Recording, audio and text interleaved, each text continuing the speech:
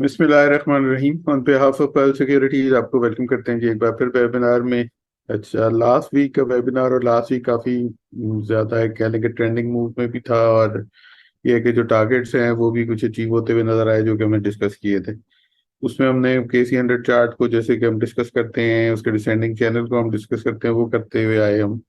और एक कुछ साइक्लिक के ऊपर भी जमशेद ने काफ़ी डिटेल से डिस्कस की थी, जिसमें 10 से 11% की जो मूव्स थी इनको काफ़ी डिटेल से डिस्कस किया था। हेड एंड शोल्डर को डिस्कस किया और फिर फिबोनाची रिट्रेसमेंट में जो एरियाज हमने हाईलाइट किए थे उसमें जो 61.8% की रिट्रेसमेंट थी वो अराउंड कोई 44,500 लाया करती थी। और अगेन उसमें ये डिस्कस हुआ था कि जो अगर ये इनिशियल टारगेट्स हैं ये अगर ब्रेक होते हैं तो नेक्स्ट टारगेट जो है वो 45,300 से 500 के होंगे। और अगेन उसके आगे फर्दर भी डिस्कस किया था जिसमें 46,200 और 46,600 की भी बात की थी। तो इनिशियल टारगेट्स भी मीट हुए, सेकंड टारगेट्स भी हिट हुए। और अगेन हमने 46,000 के अराउंड जाके मार्केट में प्रॉफिट टेकिंग कुछ नजर आनी शुरू हुई। कुछ मार्केट की जिसे कहने के एक जो मूव थी कुछ मेच्योरिटी भी नजर आई। इसको जमशेद फर्दर भी डिस्कस करेंगे। और हाई लो की अगर बात करें तो जो रेजिस्टेंस एरिया थे वो ब्रेक किए और वो 45,970 का इंडेक्स ने हाई टच किया। और क्लोजिंग जो है वो 45,068 अराउंड आई। तो इसी चीज को अब फर्दर आगे लेके चलेंगे और आगे टेक टॉक में आज जमशेद की तरफ चलते हैं कि फर्दर अब आगे क्या चीजें नजर आ रही हैं चार्ट्स के ऊपर और क्या ट्रेंड्स आगे नजर आ रहे हैं चार्ट्स को देखते हुए। तो उसको हम डिस्कस करते हैं। तो ओवर टू जमशेद जी। जी अस्सलाम वालेकुम। अच्छा जी, इस दफ़ा जो हमारा टेक टॉक है उसको कन्वेंशनल चार्ट के ऊपर डिस्कस करने से पहले जो हमारे प्रीवियसली टारगेट्स हैं वो कंप्लीट हुए हैं। और जो अपसाइड के ऊपर एक रेजिस्टेंस एरिया था 46,000 के राउंड का, वो भी टेस्ट हुआ है, एक मेजर सप्लाई जोन था। और अब जो एक आपके सामने साइड शो हो रही है इसके अकॉर्डिंगली तो जो हार्मोनिक शार्क पैटर्न है उसको आज डिस्कस करेंगे। और उसके बाद जो इसकी इम्प्लीकेशंस या इसको अप्लाई करते हुए KC100 के ऊपर कैसा कोई पैटर्न हमें बनता नजर आता है और इसके अकॉर्डिंगली आगे की मूव क्या हो सकती है KC100 के चार्ट के ऊपर। तो इसको डिस्कस करते हैं। लास्ट वीक का KC100 का मूव भी कुछ इसी तरह की मूव इंडिकेट की, जो 46,000 के राउंड के एरिया, वी वर एक्सपेक्टिंग कि 4600 100 200 के एरिया टेस्ट होगा, लेकिन एक प्रिसाइज देखा जाए तो 46,950 के पास का हाई बना और वहां पे हमने कुछ करेक्शन देखी है। तो अब करंट चार्ट पैटर्न को डिस्कस करते हुए तो इसको सिंपली ऐसे ड्रॉ करते हैं। तो इसकी जो सबसे ज़्यादा इम्पोर्टेंट चीज़ होती है कन्वेंशनल हार्मोनिक पैटर्न से थोड़ा सा हट के, तो ऊपर जो उसके ऊपर एक्सटेंशंस लेवल होते हैं उनको हाईलाइट किया जाता है। तो उसके अंदर सिंपली अगर देखा जाए तो ये डाउन साइड के ऊपर OX लेवल के ऊपर अगर 1.136% का रिट्रेसमेंट लेवल को डिस्कस किया जाए, तो डाउन साइड के ऊपर प्रिसाइजली देखा जाए तो 38,573 का ये लेवल रिजाइड करता था। इस सारी मूव का इस सारी मूव का डाउन साइड के ऊपर जो 1.13 का लेवल था ये रिजाइड करता था 1.13 38,575 का। और इसके पास ही आके KC100 ने लो बनाया और उसके बाद एक हाइपर मूव हुई। तो ये फर्स्ट जो हमारा according to the shark pattern जो हमें कंपलसरी होती है चीज़ या जो रिक्वायर्ड होती है वो हमें यहाँ पे मिलती नजर आ रही है। तो अगर इसी जगह के ऊपर फर्स्ट ट्रेंड लाइन को ड्रा किया जाए या फर्स्ट जो है लेग है इसको ड्रा किया जाए इस तरह करके, और उसके बाद जो नेक्स्ट इसकी कंपल्शन होती है कि अपसाइड के ऊपर जो इसकी मूव बनेगी या जो अपसाइड के ऊपर इसके टारगेट बनते नजर आ सकते हैं या एक जो इम्पल्स वेव होती है वो कहाँ तक इम्पोर्टेंट होती है। तो उसको भी अगेन इस स्लाइड के यूपर चला जाए तो जो 1.13% या 1.13 का जो एक्सटेंशन होता है उसके पास जब OX का कंप्लीट होता है बी पॉइंट, तो उसके बाद जो यूजुअली होता है कि वो जो फर्स्ट हार्मोनिक जो रिवर्सल जोन होता है या पार्ट ऑफ हार्मोनिक का जो रिवर्सल जोन होता है तो वो 88.6% का एरिया रिजाइड करता है। तो अब इसको अगर ढूंढते हैं तो इसके ऊपर सिंपली अगेन फिबोनाची रिट्रेसमेंट को प्लाट किया जाए इसी OX लेग के ऊपर। 0.886% का एरिया रिजाइड करता है, वो 46,122 के पास का रिजाइड करता है।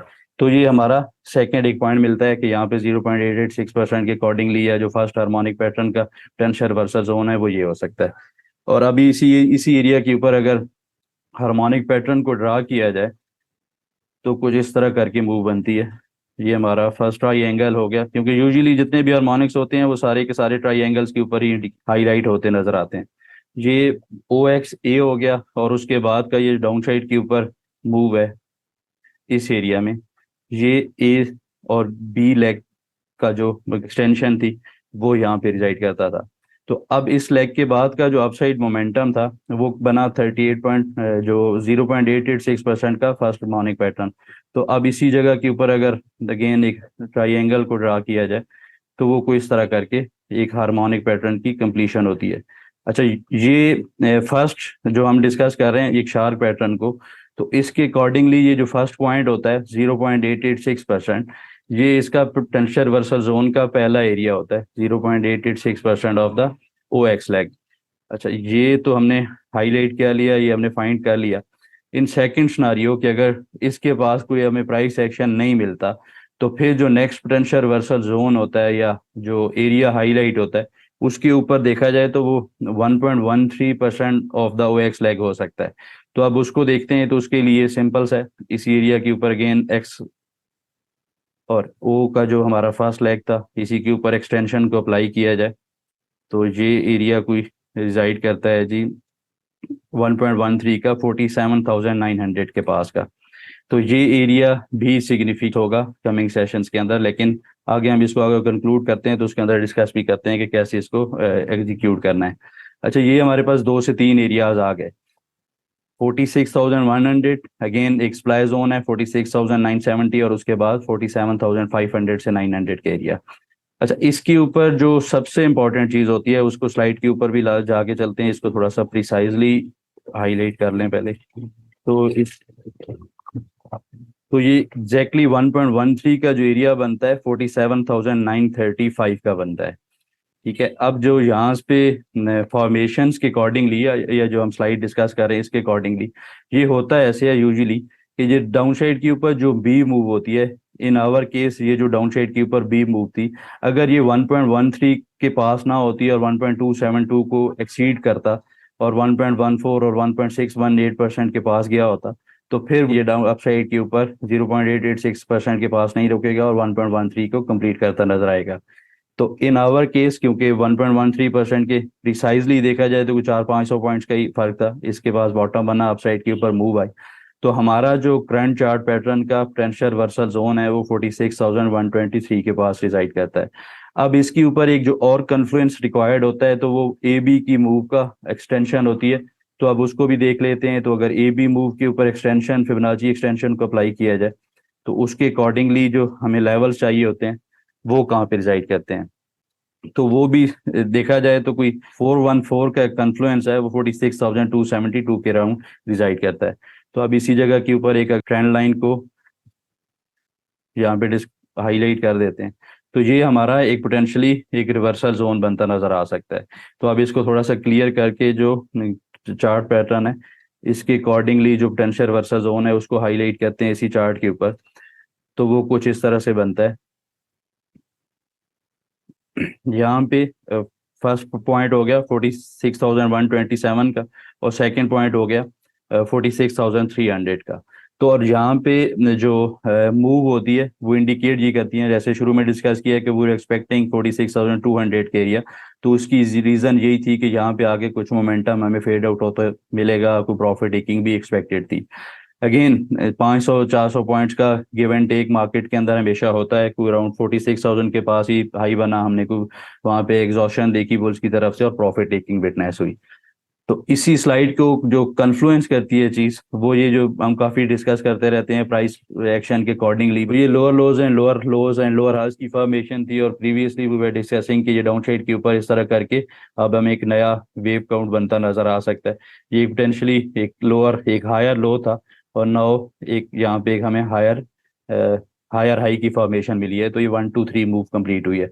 नाउ इन दिस रिगार्ड ये बायास के अकॉर्डिंगली इस तरह करके जब भी कोई इस एरिया के पास पर डिप होगी that should be taken as a buying opportunity, एक हमें साइकिल चेंज होता नजर आ रहा है।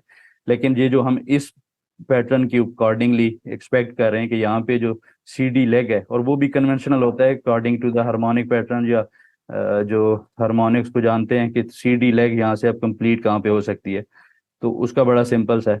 इसी एरिया के पास अगर इस फिबोनाची रिट्रेसमेंट को प्लाट किया जाए तो एटलीस्ट 44.2 जो 44,270 का एरिया रिजाइड करता है, तो ये 23.6% का एरिया है। और आइडियली ऐसा होता है in case of sharp pattern कि डाउन साइड के ऊपर हमें कोई 50% तक की मूव बनती नजर आती है।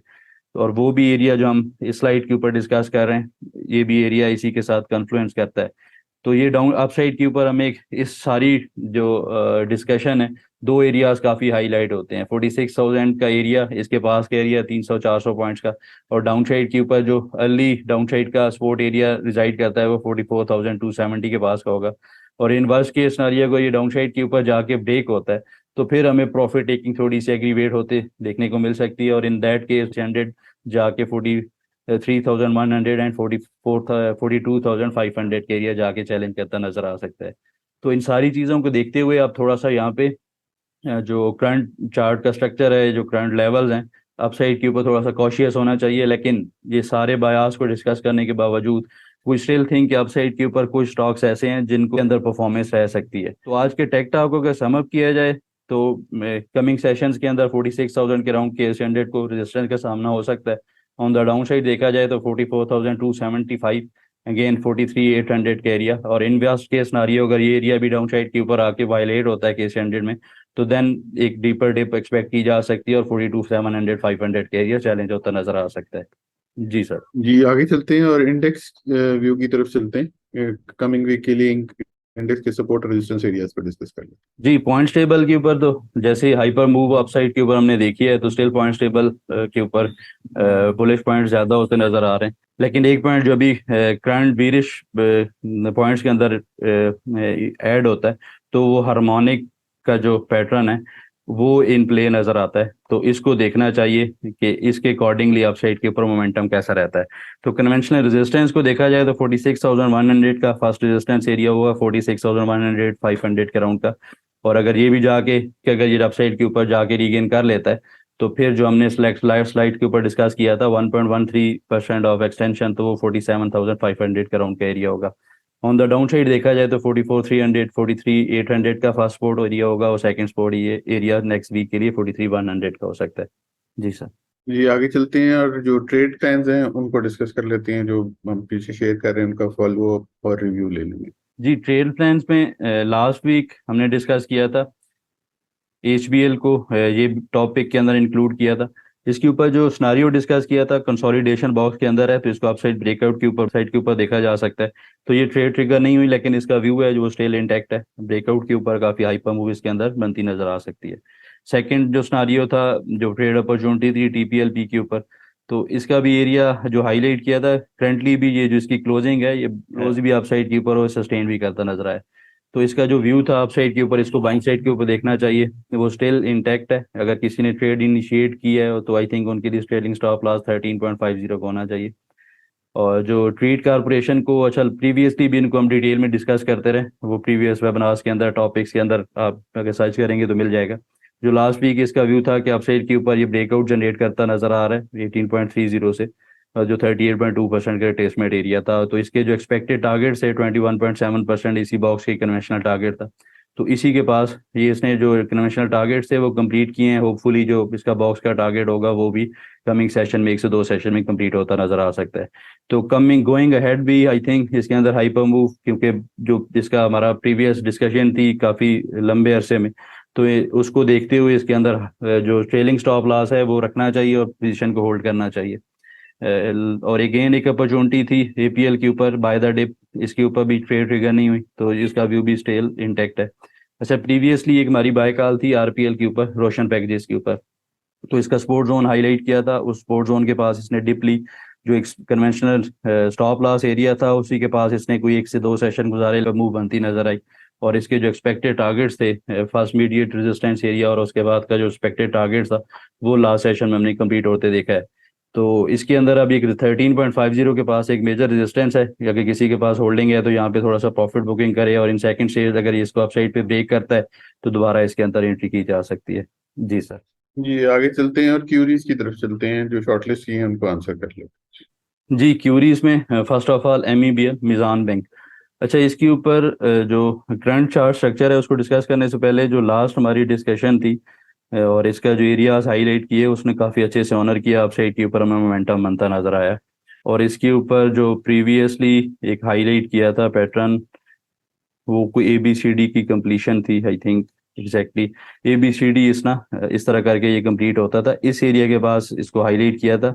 दैट टाइम ये नीचे इसने रेजिस्टेंस जो सपोर्ट जोन था, पोटेंशियल रिवर्सल जोन, ऑनर नहीं किया था, यहाँ पे आके ऑनर हुआ और हाइपर मूव बनती नजर आई।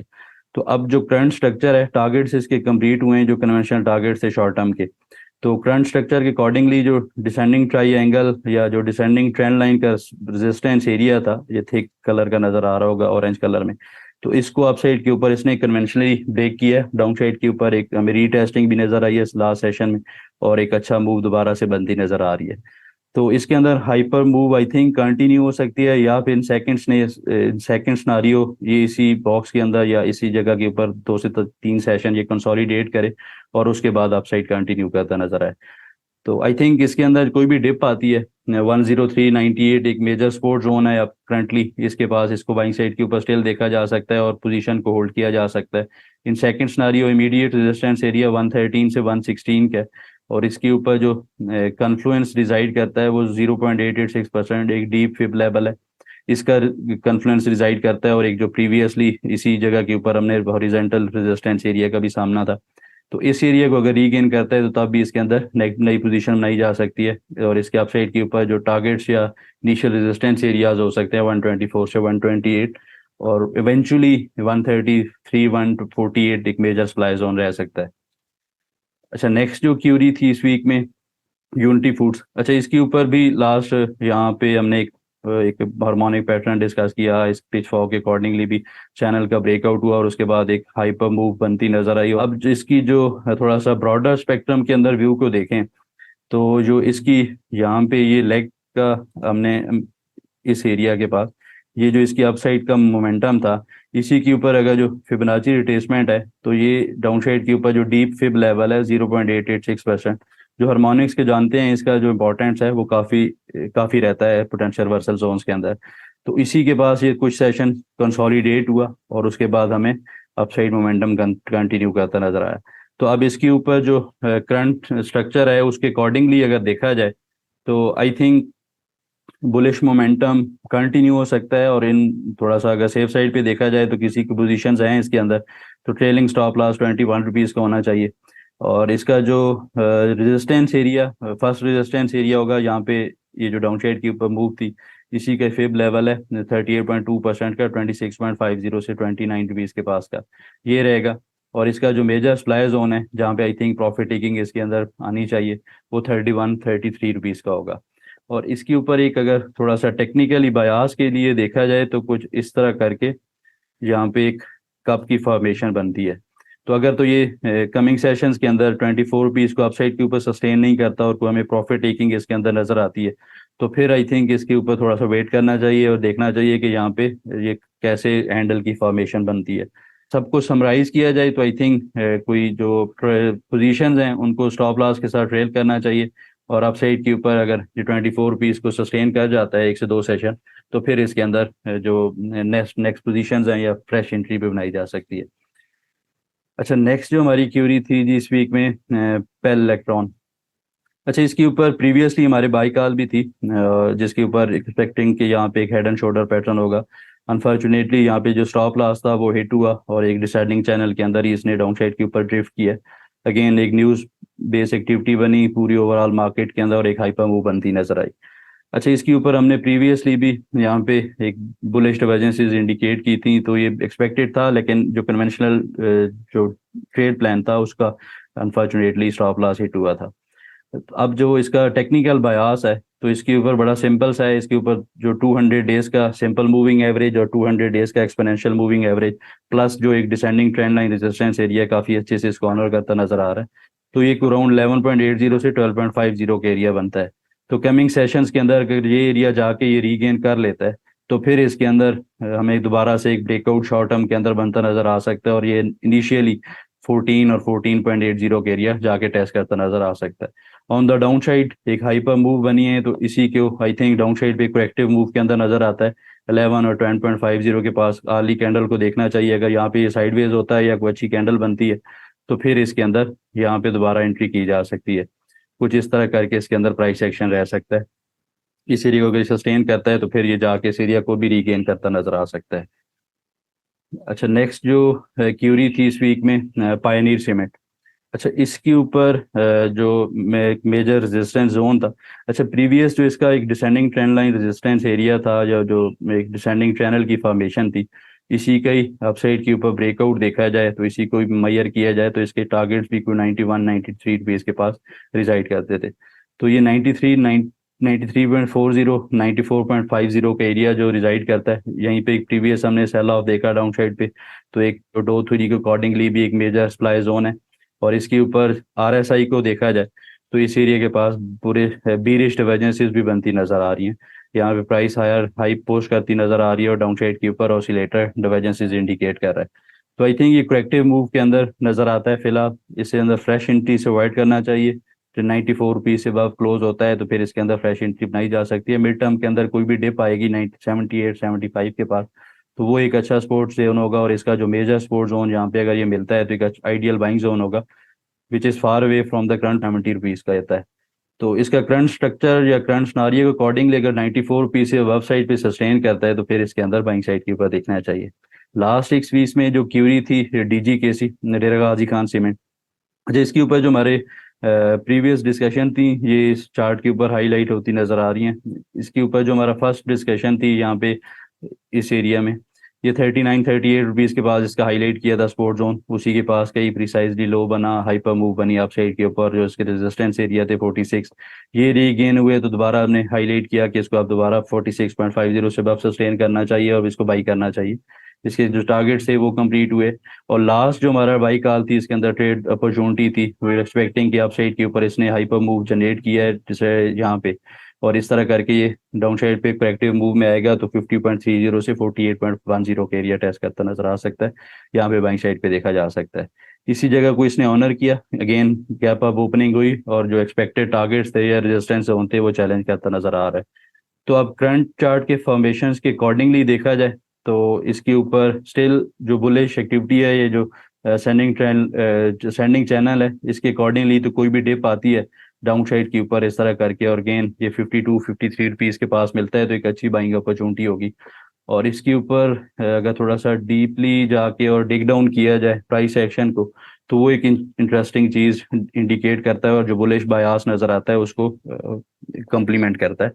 तो जो लास्ट इसका प्राइस सेक्शन था डाउन साइड के ऊपर, ये जो इसका हाई पोस्ट हुआ 63 रुपीज़ के पास और डाउन साइड के ऊपर इसने एक ब्रूटल सेल ऑफ विटनेस हुआ में, तो इसके अंदर को इसने 104 बार्स का एक स्पेल था इसके पास, इसने इसके अंदर बार्स कंप्लीट हुई 148 डेज के या 104 बार्स को यहाँ पे आप देखेंगे। तो अब जो इसका अपसाइड के ऊपर जो कन्वेंशनली टारगेट बनता है तो वो 63 रुपीज़ जाके ये कंप्लीट करता नजर आ सकता है। और इसका भी जो कन्फ्लुएंस है और इसका जो टाइम फ्रेम है वो 9 अगस्त 2023 का बनता है। दोबारा से अगर ये डाउन साइड पे आता है तो इसको बाइंग साइड के ऊपर देखना चाहिए और इसका जो एक्सटेंडेड टारगेट्स है वो 63 रुपीज़ 64 रुपीज़ का हो सकता है। जी सर। जी थैंक यू, काफी डिटेल से हमने क्यूरीज को आंसर कर लिया। हमारा ईमेल एड्रेस है आपके पास है technicals@pearlsecurities.com। आपकी कोई भी क्यूरी आप हमें इस ईमेल एड्रेस पे भेज सकते हैं और हमारे ब्रांचेस के एड्रेस हर वेबिनार के एंड में स्लाइड की फॉर्म में दिए होते हैं। आप हमारी ब्रांचेस में भी कांटेक्ट कर सकते हैं फॉर अकाउंट ओपनिंग या आपकी कोई भी क्यूरी हो तो। इस वीक के लिए इतना, इंशाल्लाह नेक्स्ट वीक दोबारा मुलाकात होती है। तब तक के लिए अल्लाह हाफिज and thank you very much.